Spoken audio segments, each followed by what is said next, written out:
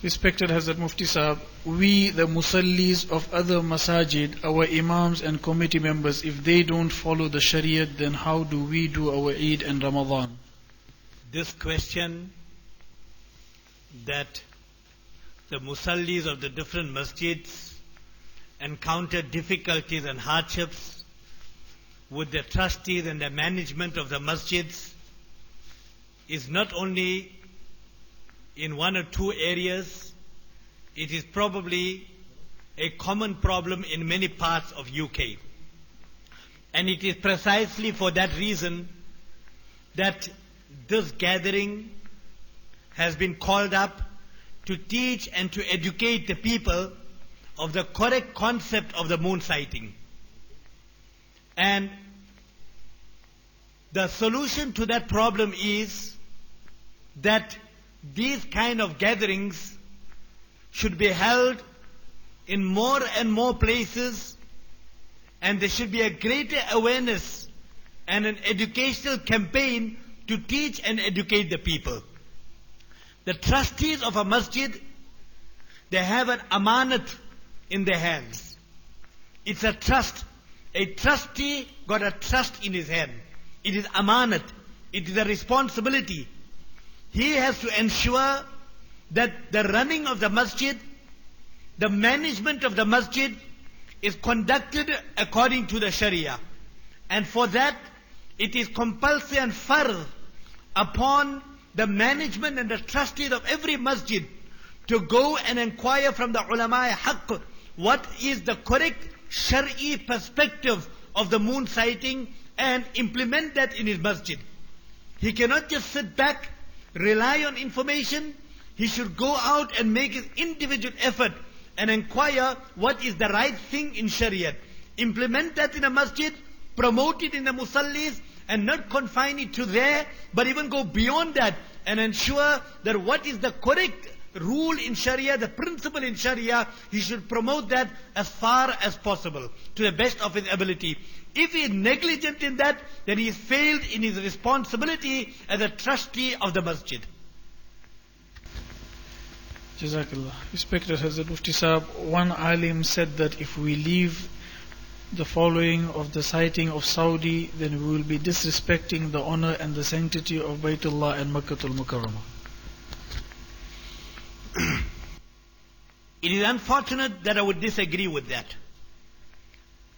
For sure, the respect of the Haramain Sharifain is an integral part of our deen. How can a person be a Muslim, true Muslim, respectable Muslim, if he does not have the respect of Makkah Mukarramah in his heart? How can a person be a true and honorable Muslim if he does not have the respect of Madinah Munawwara in his heart? How a person can be a true and honorable Muslim if he does not have respect for the different places of the Haramain Sharifain? It is an integral part of our deen and our iman that we have utmost respect for the Haramain Sharifain and all those honorable and respected places that are in there. Imam Bukhari rahmatullah alayhi, he commences his 30th juz of Bukhari Sharif explaining about the importance of and the respect of Makkah Mukarramah, Madinah Munawwara, the different places that Nabi Kareem sallallahu alaihi wasallam went to, the different places that Nabi Kareem sallallahu alaihi wasallam received wahi and revelation. Go and look at the different tarajims of Bukhari Sharif of the 30th juz. Imam Bukhari rahmatullah alayhi have elaborately discussed that issue. So, respecting Haramain Sharifain and the different areas of the Haramain Sharifain is an important and an integral part of our deen and our iman. However,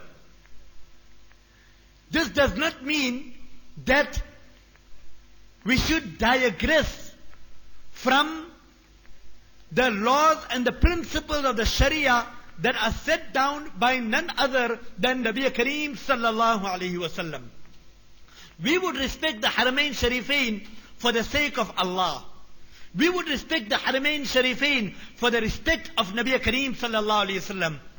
It would be an embarrassment that on one side we claim that we have respect for the Haramain Sharifain, But when the hadith of Nabi Kareem sallallahu alaihi wasallam is in front of us, then we give such interpretation and have total disregard for the proper explanation and understanding of the hadith of Nabi Kareem sallallahu alaihi wasallam. What type of respect is that? True respect would be when the hadith of Nabi Kareem sallallahu alaihi wasallam in front of us, we say, Amanna wa sallamna wa saddaqna. We obey, we believe. This is what our Habib sallallahu alaihi wasallam has mentioned, and we will go by what Nabi Kareem sallallahu alaihi wasallam has told us to do. This is the same question that is in Urdu. The similar question has been asked in English. Respected Hazrat Mufti Sahib, some people say that when we perform the Hajj, then we look at the sighting of the Saudis. So some ulama say that we are trying to say that if the Saudi moonsighting is incorrect, then the Hajj is also incorrect and incomplete. This question is based on the wrong premise. The criteria of Hajj being correct and incorrect is not altogether dependent on the sighting of the moon. There is a hadith that is mentioned in Tirmidhi in Kitabul Hajj. Nabi Kareem sallallahu alaihi wasallam is reported to have mentioned, Al-Hajju ma yahujju nas. Hajj is on that day when all the people perform the Hajj. So the criteria of determining Hajj may be the moon, may not be the moon. But the validity and the sihat of Hajj is not altogether dependent on the sighting of the moon. If all the people go and perform Hajj, and on that day when they are in the plains of Arafat, in the sight of Allah, according to the hadith of Nabi Kareem sallallahu alaihi wasallam that I mentioned to you, the Hajj will be absolutely correct and valid.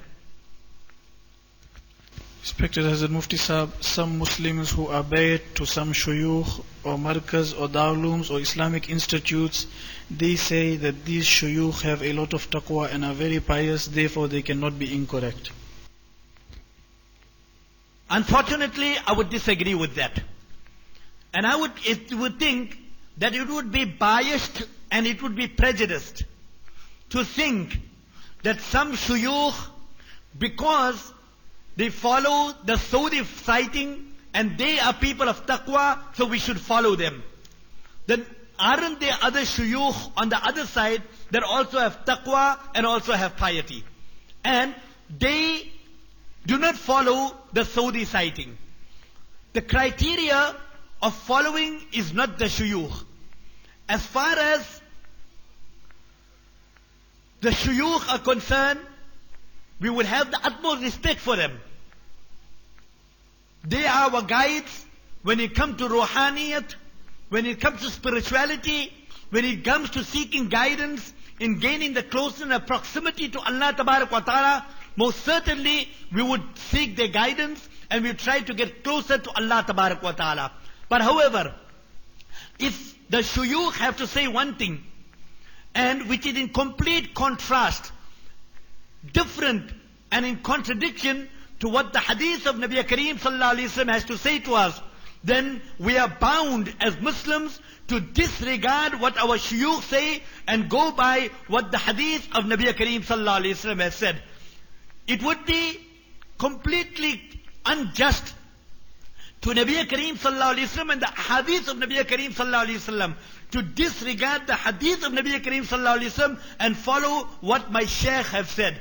The Shaykh is secondary, first is Shariat and the hadith of Nabi Kareem sallallahu alaihi wasallam. Respected Hazrat Mufti Sahib, is it okay for our ulamas to say that for the sake of unity we should follow the sighting of Saudi? If people have to decide, everybody has to decide based on a wrong criteria, I can never see any way unity coming out with that. All the time, it is the way of Allah Tabarak wa Ta'ala. He has created ulama haq and honest, truthful people. And it is mentioned in the hadith, Nabi Kareem sallallahu alaihi wasallam had mentioned that my entire ummah will never unite on wrong and evil. Which means that if anything is abundantly, clearly, blatantly wrong, then Islamic history has also shown that the entire ummah have never made ijma on something that was wrong. If one part of the ummah have done something wrong, there was always, through Islamic history we understand that Allah Tabarak wa Ta'ala created a group of people that corrected the people that were wrong. So, the criteria of unity is not following something wrong. The criteria of unity is following that which is correct and right in terms and in principles of the Sharia. MashaAllah, we thank Hazrat Mufti Saheb. Firstly, I would like to thank all the ulama for taking out their time and traveling far distances and coming here to enlighten us on this important issue. At the same time, I would thank Hazrat Mufti Saheb also for coming, accepting our invitation, coming all the way from South Africa and trying to solve the issues and the problems that we are facing here in our country. At the same time, respected friends, thank you people also for coming here. And we as attendees, we also have a responsibility, and our responsibility is that now when we go back from here, we try and make amal on the sunnah of Nabi sallallahu alayhi wasallam and the advices that were given by the respective ulama. We make dua to Allah subhanahu wa ta'ala that He accept this conference. Allah